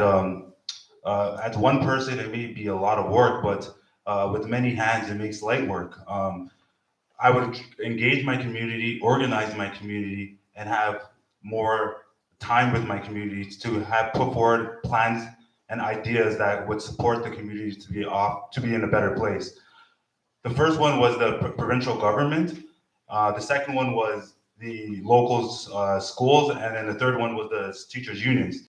I believe whenever you're engaging with someone, you have to make it a win-win proposition. So the way to get to do that is seeing what the other side wants and what you want, and then having a fair and equitable compromise. I think that's the best way to collaborate, and I think that's the best way to put forward our interests and have the best outcome possible. Thank you. I think these two gentlemen had great points, but when it comes to policy making, it's not only about community engagement. Yes, that's the first thing, but we need to show them the evidence. Evidence. It's evidence-based policy making. So we want to make a change within a certain topic or subject or community within York Southwestern. We would have to show the statistics to back it up. We have to say, this is what the numbers are showing. And by implementing these programs, which the community is requesting, this is how we can impact these numbers. We can't just say we're doing community engagement. We got to show the numbers to back it up too. That's evidence. That's what evidence-based policy making is about. And that's what I'm going to advocate for. And ultimately, this position as a trustee, it requires that background. When Chris Tonks stepped down, he's somebody who maintained that standard of professionalism. Some of these gentlemen, just because you were an assistant for an NDP, MPP, it doesn't make you qualify for these type of roles. That's why I'm telling you that background of how the policy development cycle works. I understand it. I worked at the federal, municipal, and provincial level. So I'd be able to properly advocate and work with provincial and federal governments if needed. That's it.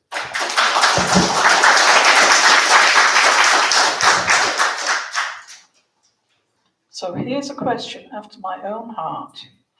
If elected, what will you do about the state of Toronto's roads? They have become noticeably worse during the pandemic. I think every councillor should drive up Industry Street, you know, behind the MSF bill. Unbelievable. Anyway, so in addition to the problems for people in cars and bikes, seniors and disabled people, are especially those who are visually challenged, are increasingly at risk of tripping and falling when crossing the roads because they are in such bad shape. So what would you do about the state of Toronto's roads? And I think it's Chiara's turn to start. Everyone speaks on this one. Thank you for the question. In the first place, we do need to fix those roads, and I can tell you, Judith, I have ridden my bike down often on Industry, and those potholes hit different when you're on a bike, that's for sure. Now, in addition to fixing our streets and just, like I've said, we have settled for less for so long. We have settled for broken infrastructure for so long that has become the norm. But what is the problem? Is that that norm is not only detrimental to all of us here as a community, because we deserve a neighborhood that we can all be proud of, but it is especially detrimental for people who are having difficulty with mobility, for seniors, and whether it's snow removal on the sidewalk, whether it's fixing our sidewalks and preventing tripping hazards. We've all experienced being on 311 on hold for hours just to get through, and then only to be like, yeah, okay, we'll put it in, wait months and months, and still see the same hazard in our community over and over again. We deserve better. We do not need to accept this second-class standard for Mount Dennis, for York Southwestern. We deserve a city that we can all be proud of and a community that we can all be proud of, which is why it's time for change, which is why it's time we fix this city and we stop making excuses for some of the most basic municipal services that we would expect from any major North American city.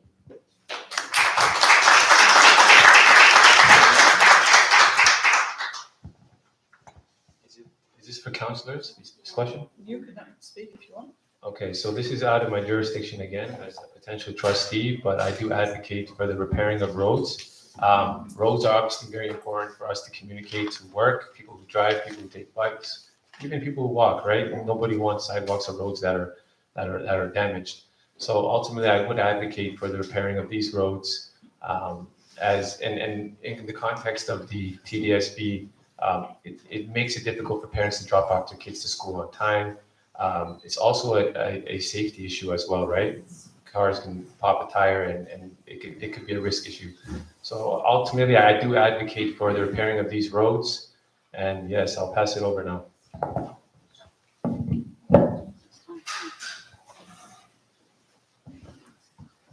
Potholes is an issue, not just in York Southwestern, but the whole city. We have a problem. And we have increased the budget for transportation services to fill these potholes. We did discuss it at council and during the budget meeting, that they need to be filled out immediately within 24 hours. Now, do not call 311. 311, I do not support 311. You're put on hold for hours. I've never supported 311. What I always say to my constituents, you call my office and then I will pass the message on. This way I can track it. 311, you're on for hours and it takes months to get that service. Yes, I agree. And that's why I've never supported 311.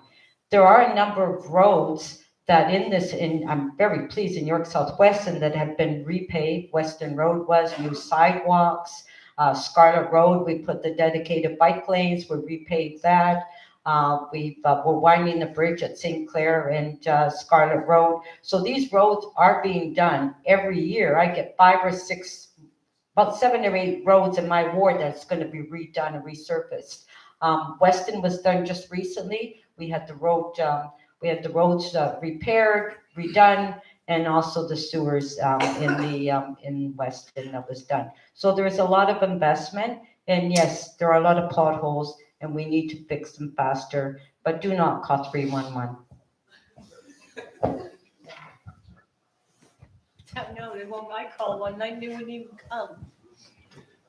So I don't think you're gonna find any pro pothole folks up on the stage here. As I'm driving around Keelsdale, I encounter the same situations I think that most of you are encountering with like bumps and sometimes it looks like a lunar landscape in some of the neighborhoods around our community. But I'm as a trustee, I think I'd be a little bit more focused, less on maintenance and more on, road surface improvements. And, there are some parts of the community that are asking for speed bumps and other traffic calming measures around schools. So I think that's something that, as a TDSB trustee, we should be advocating strongly for.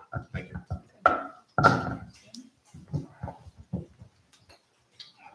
So I'm sure some of you guys know the game of Smash Bros. When the bananas on the road, I feel like sometimes that's when I'm driving, right? In York Southwest, and I have to go around it. So there's too much potholes on the ground. Secondly, what my opponent said was very, very true in terms of data driving decisions.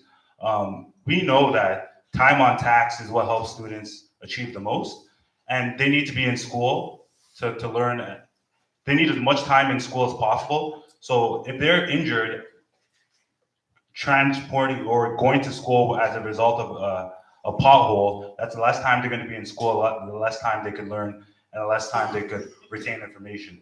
So I'm definitely a big advocate to fixing our roads so they're able to go to and from school each and every day as safe as possible and as often as possible. Thank you.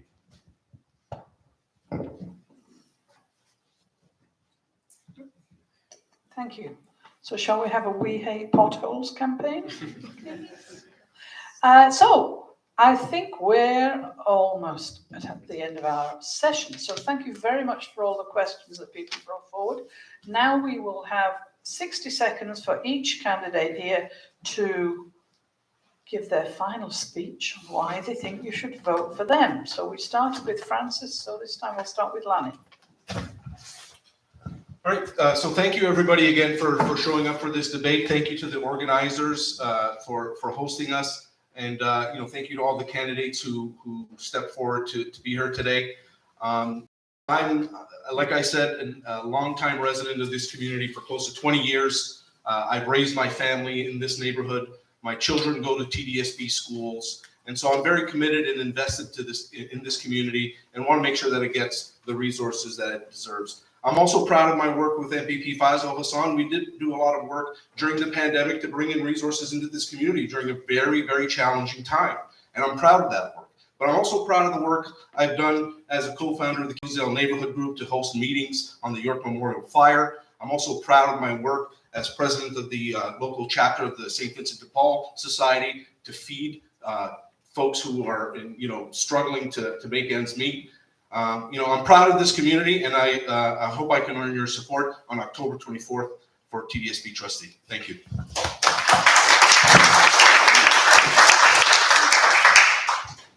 So, imagination is the preview to life's coming attractions. That's Einstein who said that.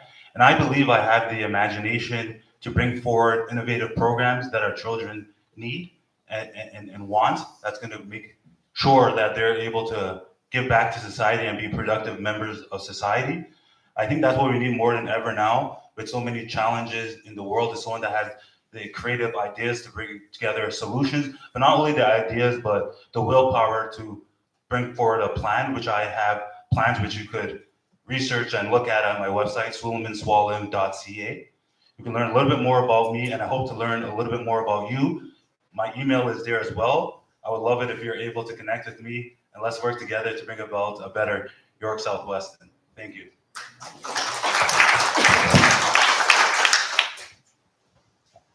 My name is Chiara Padavani. I'm number 51 on the ballot when you go and vote on October 24th. York Southwestern is my home and it always has been.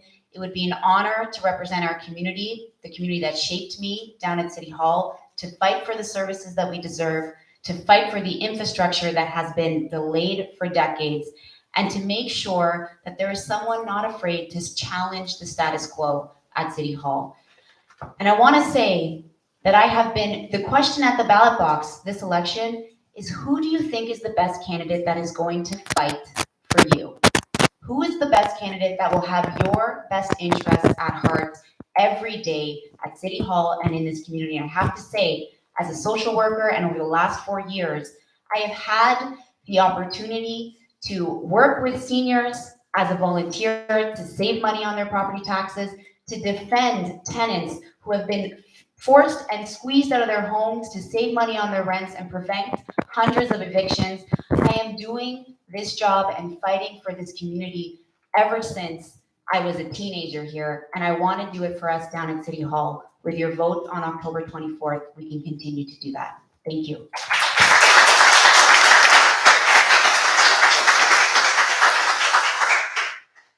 It's easier to build a child than fix a broken adult. Once again, it's easier to build a child than fix a broken adult. I'm passionate about the grassroots level. I'm passionate about community, and I've displayed that through my experiences in York Southwest at the community level, working with youth. I'm the best fit for this role, and the reason why I say that is because professionally, I've demonstrated that. I work in all 3 levels of government in policy development, and this is a policy and advocate role as TDSB trustee. Chris Tonk stepping down, he maintained that professionalism as a lawyer. He had that background. I have a background that my candidates do not have. I'm not entering this role to enhance my political career. I'm not affiliated to any political parties like my candidates are. This is not a role that's meant to enhance your political career. You have to care about the community, and that's why I'm doing this. And I believe I'm the best candidate professionally. I've exceeded in the school system. I completed my master's degree. I've worked professionally all 3 levels of government, and I've proven myself at the grassroots level in this community. And that's why I'm the best candidate for this role. Vote Liban Hassan for TDSB trustee here at Southwestern.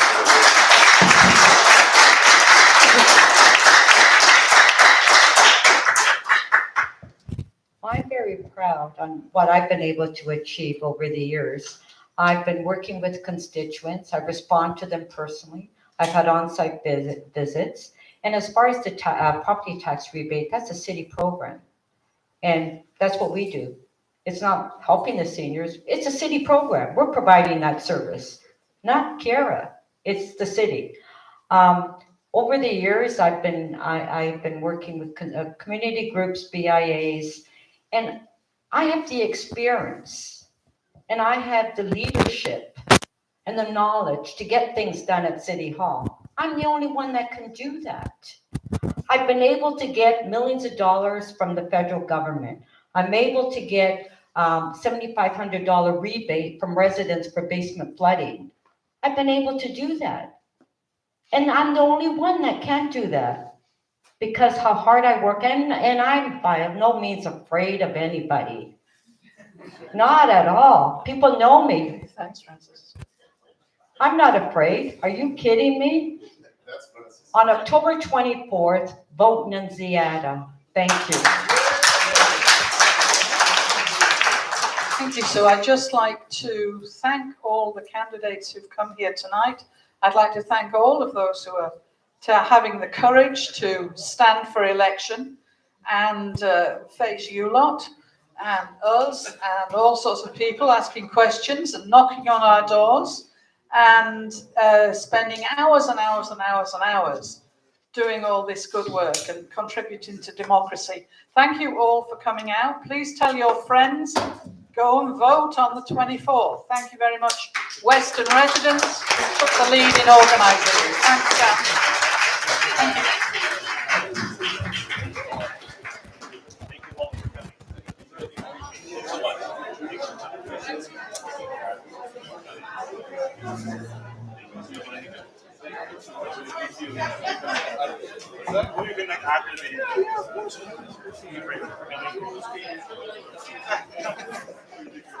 How are you?